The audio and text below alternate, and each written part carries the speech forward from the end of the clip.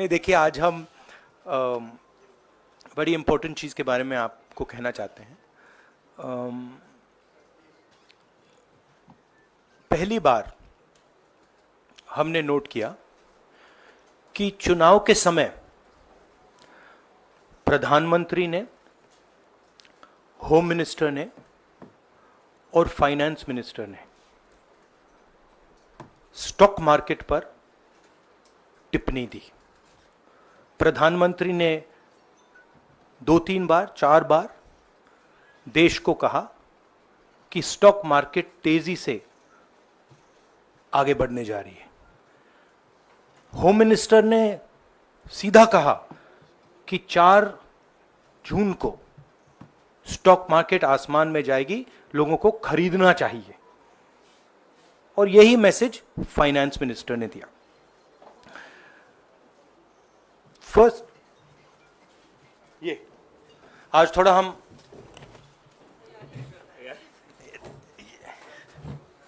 तो ये क्रोनोलॉजी है। अमित शाह कहते हैं बाय शेयर्स बिफोर 4 जून। 19 में नरेंद्र मोदी जी कहते हैं stock market will break records on June 4। फिर 28 मई को रिपीट करते हैं। 1 जून मीडिया झूठे एग्जिट पोल रिलीज करती है। बीजेपी का ऑफिशियल जो इंटरनल सर्वे था वो उनको 220 सीट दे रहा था। तो ये इंफॉर्मेशन बीजेपी के लीडर्स के पास था। इंटेलिजेंस एजेंसीज ने 200 और 220 के बीच में सरकार को बताया था कि उनकी सीट्स आ रही हैं। 3 जून को स्टॉक मार्केट सारे रिकॉर्ड तोड़ देता है और 4 जून को खटाक से स्टॉक मार्केट अंडरग्राउंड चला जाता है। अगला स्लाइड दिखाइए जरा। ये देखिए, 31 मई massive stock activity, more than double what was there on 30th, more than double what was there on 29, 28। ये अनोमली देखिए। ये कौन लोग हैं? ये वो लोग हैं जो जानते हैं कि कोई ना कोई घपला हो रहा है। हजारों करोड़ रुपए यहां पे इन्वेस्ट हुए हैं, फॉरेन इन्वेस्टर्स ने इन्वेस्ट किए हैं। और उसके बाद 30 लाख करोड़ रुपए का लॉस होता है। किसका लॉस होता है? रिटेल इन्वेस्टर्स का लॉस होता है। तो ये जो आप देख रहे हैं हिंदुस्तान की स्टॉक मार्केट की हिस्ट्री का सबसे बड़ा स्कैम है। और इसके बारे में हम कुछ सवाल पूछना चाहते हैं। पहला सवाल, why did PM and HM give specific investment advice to the 5 crore families investing in the stock market? Is it their job to give investment advice? Second, why both interviews were given to the same media house owned by the same business group, which is also under SEBI investigation for manipulating stock market? Third, what is the connection between the BJP, the fake exit pollsters, and the dubious foreign investors who invested 1 day before the exit polls were announced and made a huge profit at the cost of 5 crore families? We demand a JPC into this. We are absolutely convinced that this is a scam. Somebody has made thousands of crores of rupees at the cost of Indian retail investors, and the Prime Minister and the Home Minister have given an indication to buy. And this is a criminal act. So we demand today a joint parliamentary committee to investigate this. मैं हिंदी में बोल देता हूं, प्रधानमंत्री ने देश की जनता को इन्वेस्टमेंट एडवाइस क्यों दी और 5 करोड़ परिवारों को जो इन्वेस्ट करते हैं उनको प्रधानमंत्री ने, होम मिनिस्टर ने स्टॉक खरीदने का आदेश क्यों दिया। दूसरा, दोनों इंटरव्यूज जो किए गए थे वो अदानी जी के जो चैनल्स हैं उनको दिए गए थे, उन पर सेबी का इन्वेस्टिगेशन हो रहा है, तो उन चैनल्स का क्या रोल है। और बीजेपी के बीच में जो फेक एग्जिट पोलस्टर्स हैं और ये जो फॉरेन इन्वेस्टर्स हैं, इनके बीच में क्या कोई रिश्ता है, और अगर रिश्ता है तो क्या है। हम जेपीसी चाहते हैं, हम इन्वेस्टिगेशन चाहते हैं और देश इसकी सच्चाई जानना चाहता है। धन्यवाद। शुक्रिया राहुल जी। साथियों, अभी अभी राहुल जी ने आपको स्पष्ट तरीके से क्रोनोलॉजी समझ लिया है। बार बार गृह मंत्री कहते थे अब क्रोनोलॉजी समझिए। आज राहुल जी ने देश को क्रोनोलॉजी समझाया है। इसके ऊपर अगर आपके सवाल हैं तो एक एक करके आप पूछिएगा, एक एक करके पूछिएगा। I haven't said the chronology in English, so I'll say the chronology in English. 13th May 2024, the Home Minister says, buy shares before 4th of June. This is a clear indication to retail investors and others to buy stock.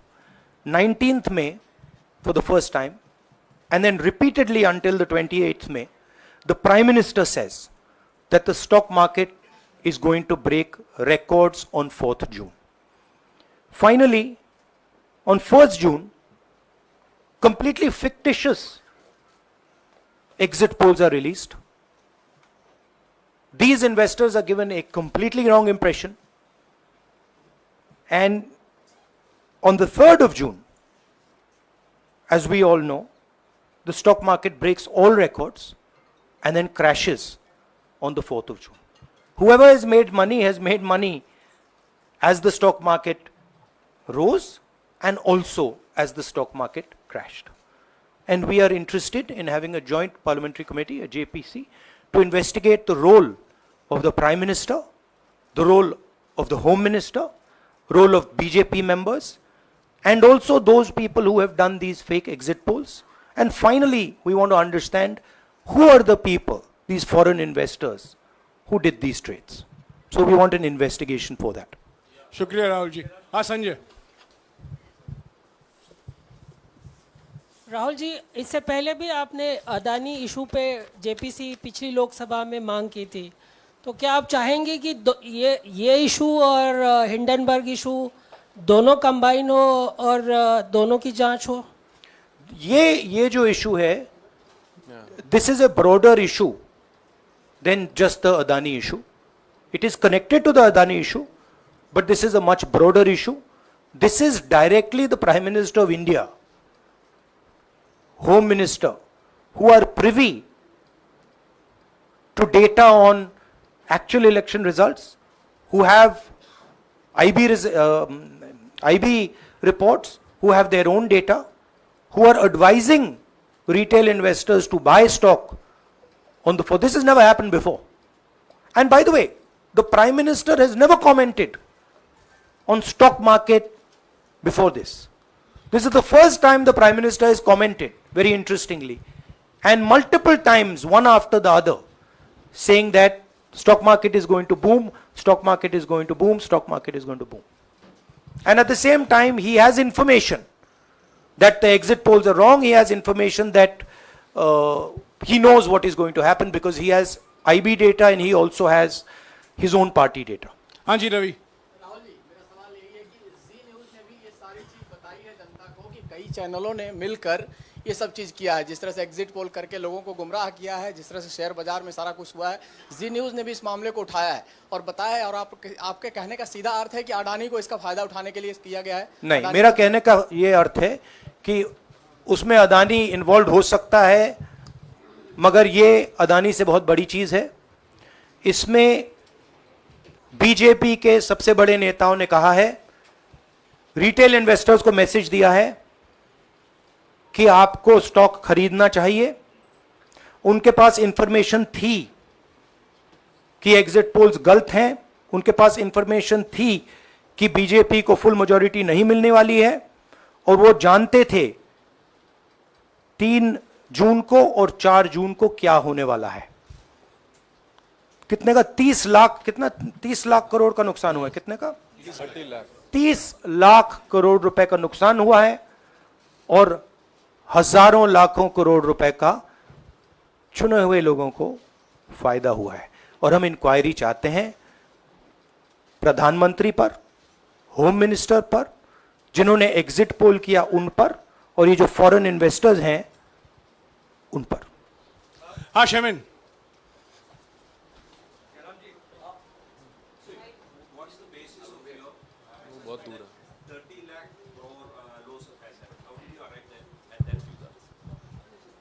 Do you want to explain?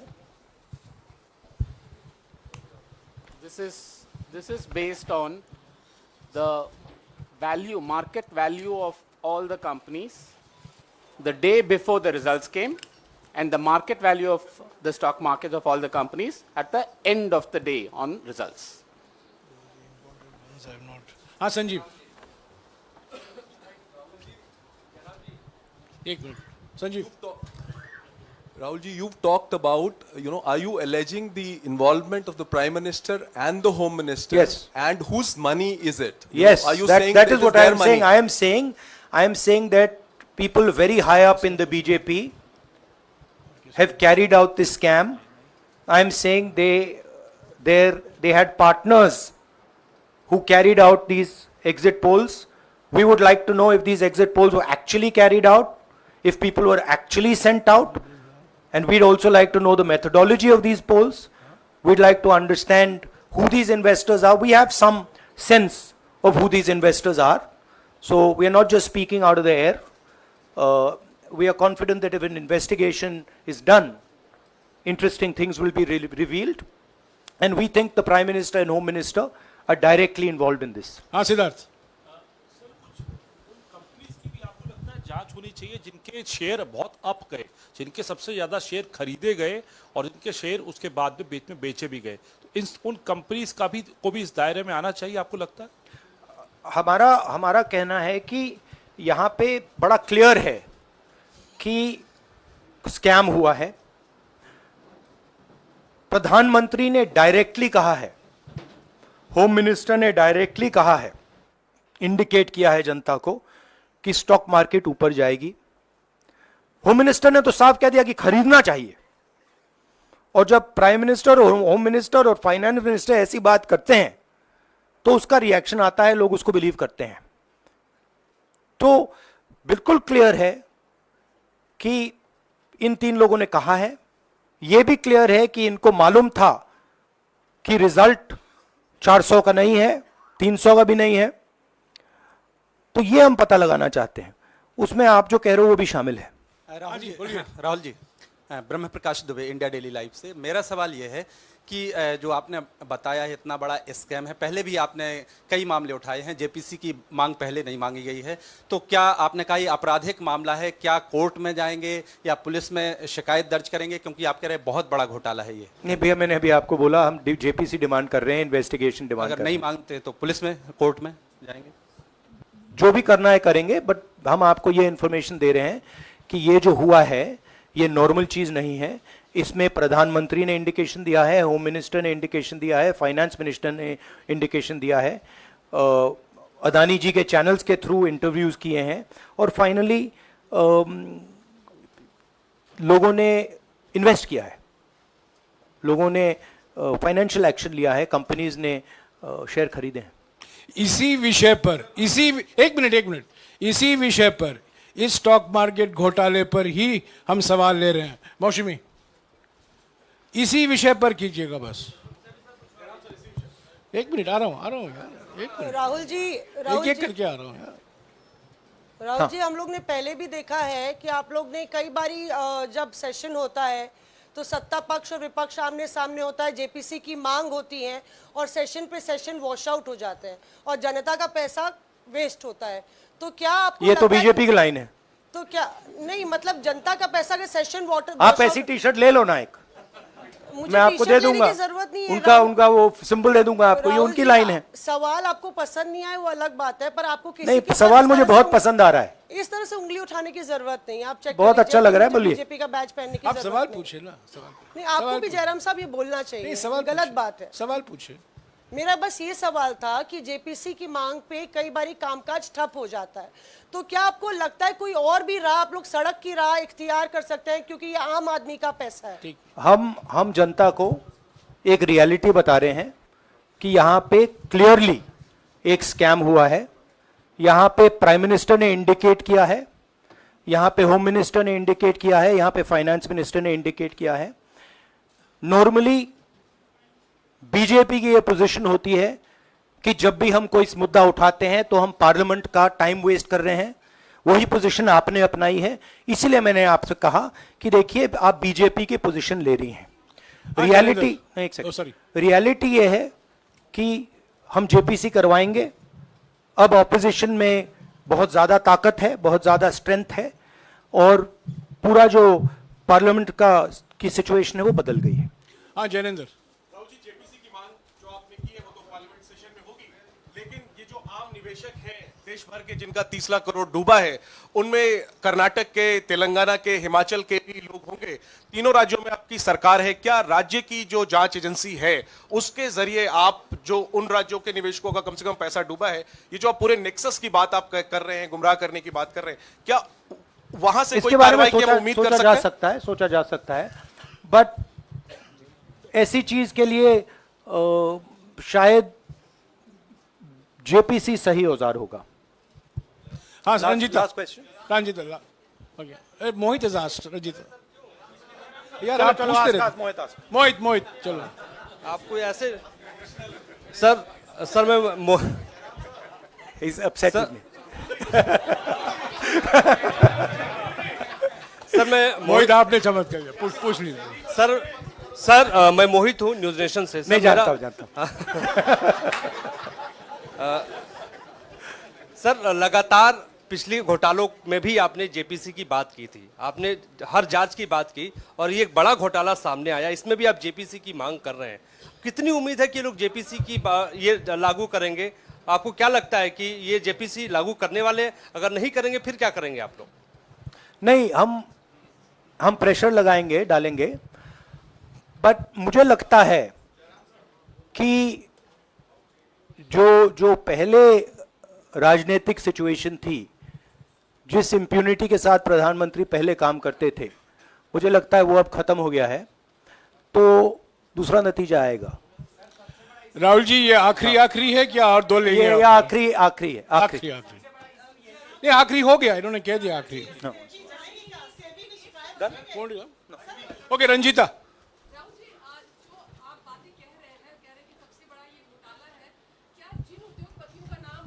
लेते रहे हैं चुनावी जो रैलियां रही हैं उसमें भी और उसके बाद भी, क्या आप कहना चाहते हैं कि सरकार ने मदद की है उन उद्योगपतियों को और अमीर बनाने में? नहीं, मैं कह रहा हूं, मैं सिर्फ सरकार की बात नहीं कर रहा हूं, मैं दो इंडिविजुअल्स की बात कर रहा हूं। प्रधानमंत्री ने और हिंदुस्तान के सब रिटेल इन्वेस्टर्स जिनको नुकसान हुआ है, मैं आपसे बोल रहा हूं, आपको यह बात समझ आ जाएगी। आपका पैसा गया है, आपकी कमाई गई है, आपको नुकसान हुआ है, और इसमें करोड़ों युवा हैं जो ईमानदार हैं। तो नरेंद्र मोदी जी ने, अमित शाह जी ने आपको मैसेज दिया कि 4 तारीख को स्टॉक मार्केट आसमान छुएगी, और आपने उन पर भरोसा किया। मगर सच्चाई यह थी कि नरेंद्र मोदी को मालूम था कि 4 जून को स्टॉक मार्केट आसमान नहीं छुएगी। 4 जून को स्टॉक मार्केट का जबरदस्त नुकसान होने जा रहा है, क्योंकि उनके पास इंटेलिजेंस की रिपोर्ट थी और बीजेपी का जो इंटरनल असेसमेंट था 220 सीट का, वो उनके हाथ में था। तो मेरा यह सवाल है और मैं आपसे इन्वेस्टर से कहना चाहता हूं कि आपको जो चोट पहुंची है, जो आपको दर्द हुआ है, वो चोट नरेंद्र मोदी जी और अमित शाह के बयान ने आपको पहुंचाई है। और हजारों करोड़ रुपए किसी ना किसी ने चोरी किए हैं। वो आपके जेब से गए हैं, रिटेल इन्वेस्टर्स के जेब से गए हैं। तो मैं चाहता हूं, आपके लिए बोल रहा हूं, मैं आपके लिए बोल रहा हूं कि इन्वेस्टिगेशन होना चाहिए, पता लगाना चाहिए कि प्रधानमंत्री जी ने, होम मिनिस्टर ने आपको यह गलत इंफॉर्मेशन क्यों दी, और ये कौन लोग हैं, इन्वेस्टर्स जो हैं, फॉरेन इन्वेस्टर्स हैं, जिन्होंने इस दिन फायदा उठाया। ये देखिए ग्राफ है, ये रेड चार्ट जो है, इसको देख लीजिए। ये नॉर्मल ट्रेडिंग है, ये नॉर्मल ट्रेडिंग है, ये ग्रे वाली नॉर्मल ट्रेडिंग है, और ये जो ट्रेडिंग है ये अबनॉर्मल ट्रेडिंग है, ये 2-3 गुना है, और फिर ये हुआ है नुकसान। तो ये नरेंद्र मोदी जी और अमित शाह से मैं पूछ रहा हूं कि आप में इसमें आपका क्या रोल था, और रिटेल इन्वेस्टर्स के लिए पूछ रहा हूं, आपकी मदद के लिए, आपकी मदद करने के लिए पूछ रहा हूं, और इन्वेस्टिगेशन होगा तो आपके लिए होगा। धन्यवाद, शुक्रिया। Thank you.